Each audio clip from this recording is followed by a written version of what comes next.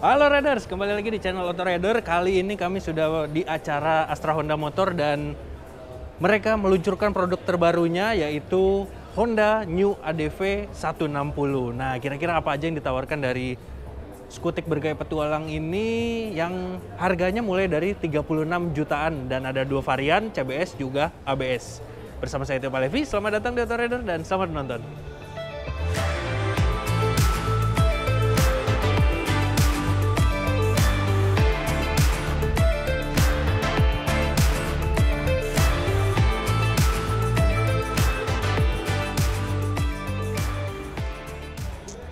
Nah, ini adalah varian dari Honda ADV 160 yang CBS. Dia punya masing-masing 3 warna, hitam, putih, dan juga merah. Dan ini warnanya glossy ya. Nanti yang ABS itu dia berwarna matte atau doff, dan dia ada 3 warna juga. Jadi total ada 6 warna. Kita bahas dari segi desainnya dulu. New Honda ADV ini kalau dari depan atau secara keseluruhannya sekilas kayak nggak ada perubahan ya. Padahal Honda mengklaim motor ini memiliki ubahan yang signifikan. Oke, dari depan dulu. Sebagai skutik petualang, dia windshield-nya baru. Jadi desainnya ini benar-benar baru dan dia lebih panjang dibanding generasi sebelumnya. Terus di bagian tengah ini dia ada lubang untuk mengalirkan udara ke pengendara. Jadi ketika dia dinaikkan, ini ada 2 setelan, masih sama kayak yang model sebelumnya. Ketika dinaikkan, dia tetap memberikan udara ke pengendara, jadi nggak terlalu gerah, tapi tetap terlindung dari angin dari depan. Terus di bagian depannya ini, dia memiliki perubahan di bagian cover bodi depan. Jadi lebih gambut, dia khas sebuah skutik, big skutik, seperti beberapa produk Honda lainnya. Tapi di bagian lampunya ini dia masih sama dengan generasi sebelumnya. Jadi lampunya di sini masih ada di RL-nya dan lampu utamanya ada di bawah. Begitupun dengan lampu sennya, dia juga masih sama. Terus spakbor depannya dia benar-benar berubah. Ke bagian tengah, nah dia memiliki dimensi yang lebih lebar bodinya, tapi berdasarkan data spesifikasi dia lebar keseluruhannya ini ternyata masih sama dengan model sebelumnya. Cuma padahal di bagian samping-sampingnya terlihat lebih gambut. Nah, berbekal bodinya yang lebar tadi, dia step floor-nya juga jadi lebih lebar, juga berpengaruh ke bagian bagasinya ini. Dia punya rangka yang mengadopsi dari PCX 160, jadi rangkanya ini serupa, tapi bukan yang ESAF, dan membuat bagasinya ini menjadi lebih lebar sekitar 2 liter. Nah, coba kita buka.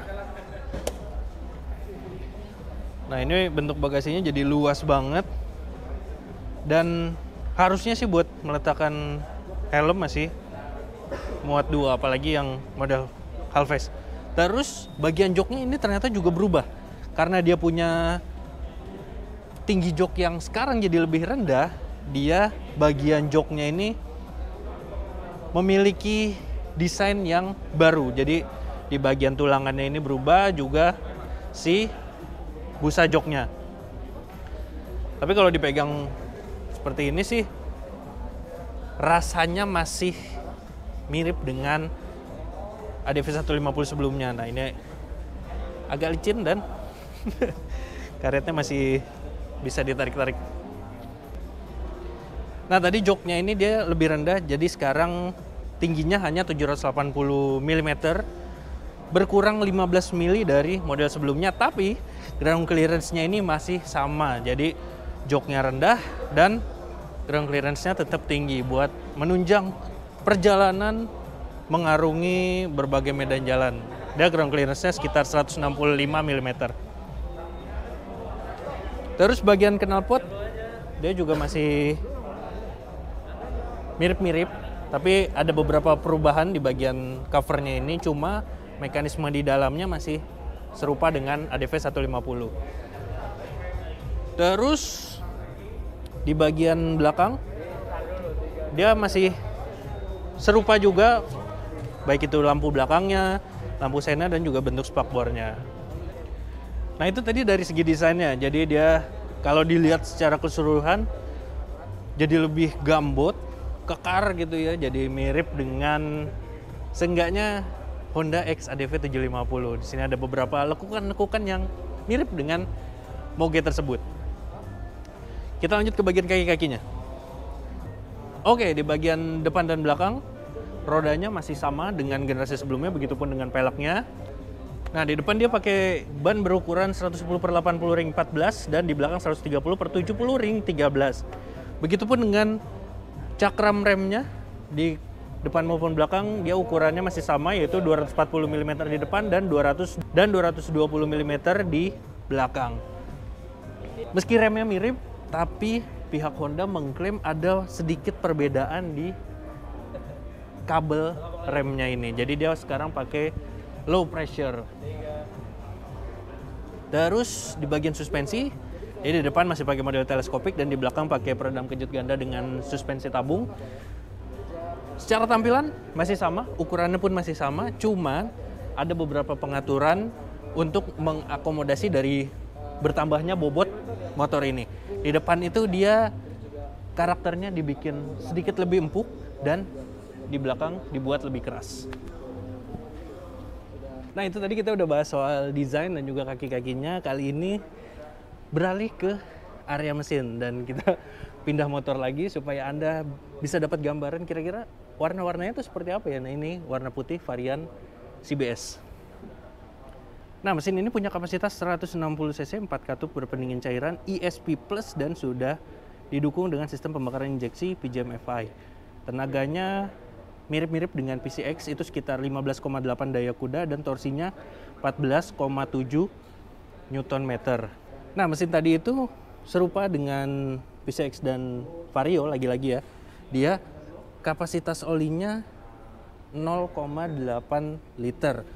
Tetapi ketika penggantian periodik tanpa membuka saringan olinya, dia itu sekitar 0,75 liter.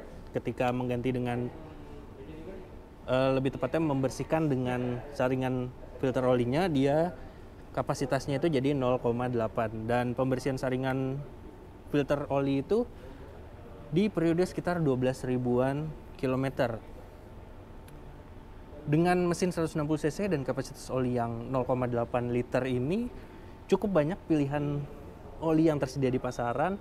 Salah satunya adalah Panaoil SP5 Synthetic Protection dengan varian Matic dan juga manual.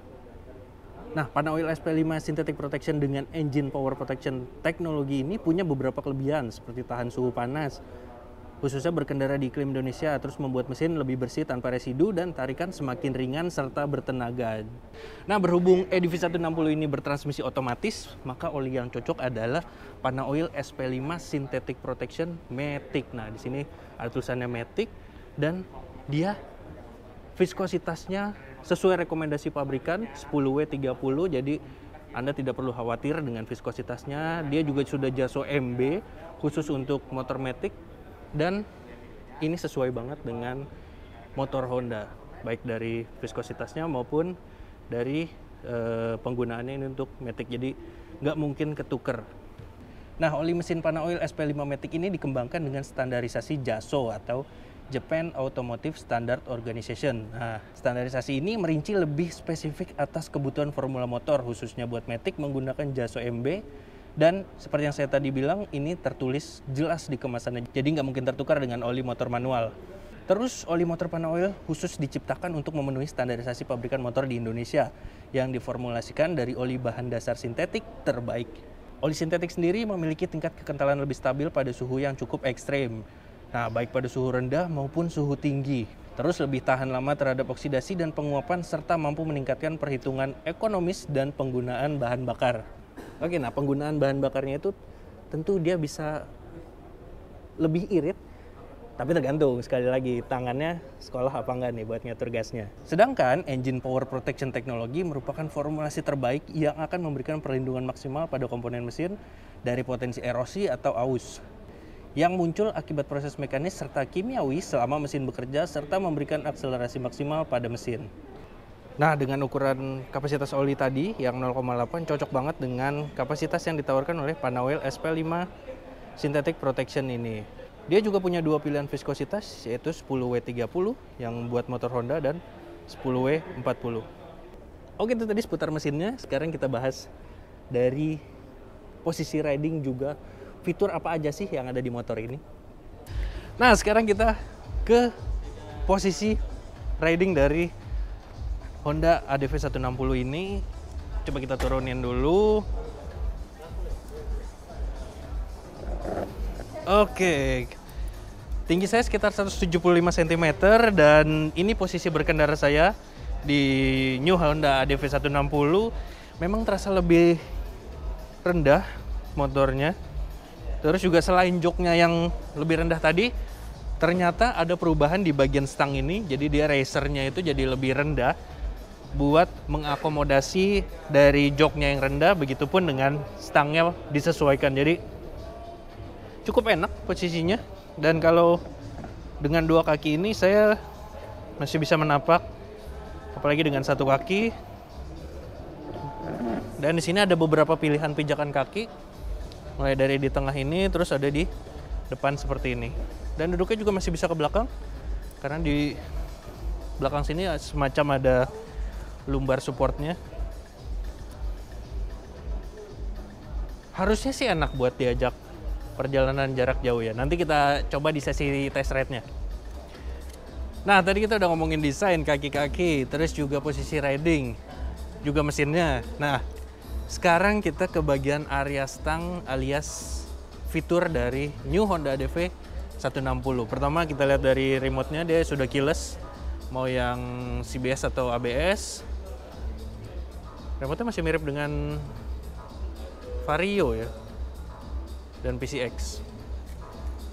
Terus lihat di bagian stangnya sini. Oke, ini kita taruh dulu. Di kiri ini ada kompartemen penyimpanan, juga ada USB charger di sini, dan posisinya ketutup jadi aman banget, juga dalam. Tuh, ketika riding bisa naruh gadget Anda sambil dicas di sini. Stangnya dia model stang telanjang khas sebuah motor adventure. Terus di sebelah kanan ini ada idling stop system. Terus di bawahnya ada hazard. Terus ada starter. Di kiri dia ada lampu dekat, lampu jauh, klakson, dan juga lampu sen. Di depan sini nggak ada tombol pas beamnya. Oke, terus gimana kalau dinyalain? Oh ya, di sini ada tombol-tombol untuk mode dan resetnya. Sekarang kita nyalain. Dia model knopnya masih mirip dengan beberapa produk keyless Honda lainnya. Nah, ini tampilannya. Kalau dilihat dari video teasernya kemarin sih layarnya kelihatan kayak besar gitu ya. Tapi ternyata pas dilihat langsung ukurannya masih mirip-mirip dengan generasi sebelumnya. Terus di sini ada beberapa informasi, seperti di sini ada tachometer, terus ada indikator bahan bakar, speedometer, jam. Lalu kita mulai dari paling atas dulu ya. Ini ada suhu, terus kalau dipencet sebelahnya ini ada tegangan aki. Cuma itu aja, dua. Terus ini ada elapsed B. Ini ada rata-rata konsumsi bahan bakar. Terus nih rata-rata konsumsi bahan bakar di trip A. Dan ini yang di trip B. Oke, udah itu aja. Terus di bawahnya ini ada odometer trip A, trip B. Ya, udah itu aja. Nah, itu tadi yang di sana adalah varian CBS-nya. Ini varian ABS. Apa aja yang berbeda dari varian CBS? Dia secara desain masih mirip, terus juga kaki-kaki masih sama, mesin pun sama, tapi perbedaannya ada di sedikit pemanis di bodi-bodinya dan juga fiturnya. Kalau di varian ABS ini dia punya emblem di samping bodi itu dengan warna burn titanium. Begitu pula di pelek dan juga handlebarnya. Kalau yang di varian CBS itu dia stang pelek berwarna hitam, sedangkan di sini yang varian ABS dia burn titanium. Nah, terus yang membedakan lagi adalah fiturnya. Kalau di CBS tadi dia punya beberapa fitur seperti ACG starter dia masih ada, terus idling stop system dia juga masih ada. Terus ISS emergency stop signalnya juga masih dipertahankan oleh Honda. Tapi di varian ABS ini dia punya fitur keamanan yang baru yaitu Honda Selectable Torque Control atau HSTC, mirip dengan jajaran moge-moge Honda. Oke, terus yang membedakan lagi antara CBS dan ABS ini di bagian joknya. Ini bisa dilihat, joknya terlihat lebih mewah karena di sini ada jahitan yang timbul. Kalau yang model CBS dia hanya polos-polos saja. Gitu. Oh iya, satu lagi ada yang ketinggalan. Yang membedakan antara ABS dan CBS, di depannya dia sudah ada emblem HSTC ini. Ditaruh di depan gini biar orang-orang tahu kalau motor ini udah punya kontrol traksi. Itu tadi yang model standarnya varian CBS dan juga ABS. Seperti biasa, Honda melengkapi produk terbarunya itu setiap launching dia pasti punya aksesoris resmi, dan di New ADV 160 ini dia punya 5 aksesoris resmi yang menempel. Nah, ini kalau secara keseluruhan tampilannya jadi kekar banget ya. Nah, apa aja aksesorisnya dan kira-kira berapa harganya? Nih, kalau ke bagian tengah ini dia ada center pad rubber, harganya sekitar 130 ribuan buat penutup tangki. Terus ke bagian bawah ada panel step floor, harganya lumayan mahal, sekitar 600 ribuan. Terus ada handguard di sini untuk mengesankan sebuah motor adventure. Nah, dia model handguardnya seperti ini. Terus di bagian kanan ini masih ada garnish radiator, harganya 180 ribuan. Oh ya, handguardnya tadi sekitar 500 ribuan. Terus yang di sebelah kiri itu ada garnish air cleaner seharga 160 ribuan. Jadi kurang lebih itu deretan aksesoris resmi yang menempel dan harganya. Selain itu juga ada beberapa apparel yang ditawarkan oleh Honda. Nah, ini ada jaket, helm, dan juga tas, segala macam. Nah, itu dia tadi deretan fitur, mesin, dan juga desain yang ditawarkan dari New Honda ADV 160 ini. Kira-kira bagaimana menurut Anda? Silahkan tuliskan komentar Anda di kolom komen di bawah ini. Apakah harga yang ditawarkan cocok dengan keseluruhan dari generasi terbaru Honda ADV 160 ini. Dan kita sudah sampai di penghujung video. Oh iya, nanti beberapa hari lagi kami akan melakukan test ride di area safety riding parknya AHM ini. Tunggu di video itu bagaimana impresi perdana kami mengendarai skutik dari Honda ADV 160 ini. Terima kasih untuk Anda yang sudah menyaksikan video ini sampai habis dan juga yang sudah like serta subscribe channel Autorider. Main-main juga ke website kami di www.autorider.com dan Instagram kami di @autorider.com. Sampai jumpa di video berikutnya. Dah.